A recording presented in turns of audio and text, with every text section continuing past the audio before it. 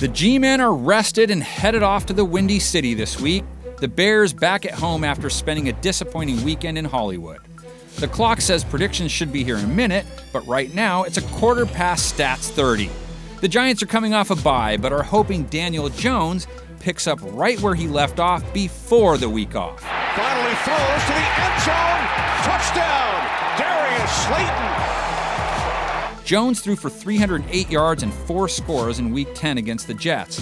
And even though they lost, games like that continue to be a source of optimism for the Giants.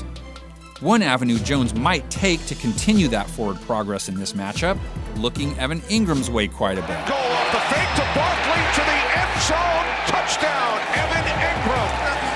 The young tight end has been having a solid season, and one of the Bears' weaknesses on D has been giving up a lot of yards to tight ends. They rank 29th on that front, so he might represent a mismatch Jones can take advantage of. But what Jones has to try and clean up in this contest is his ball security. He himself has fumbled 9 times. New York as a whole has 24 turnovers, second most in the league. Many of those fumbles Jones has had have come on sacks, which has also been a problem for the boys in blue. Their 34 surrendered ranks tied for 7th most. Now, oddly enough, Jones might have some time to work with, being that KHALIL MACK is in a slump.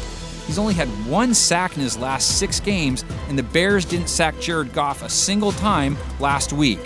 Regardless, Chicago is coming off yet another game where the defense held its own, only to walk off the field in defeat. And the reason for that all revolves around the Bears' embattled QB. Throws, tipped and intercepted.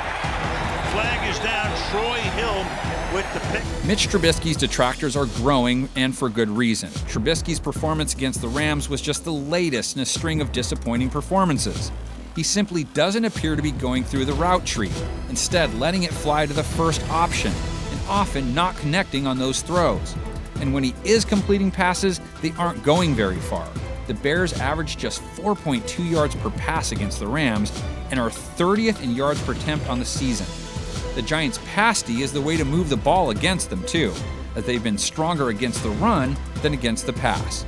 Okay, the clock has struck midnight on our numbers game, so that means it must be time to sit down for some predictions. Goes into the pattern to the outside.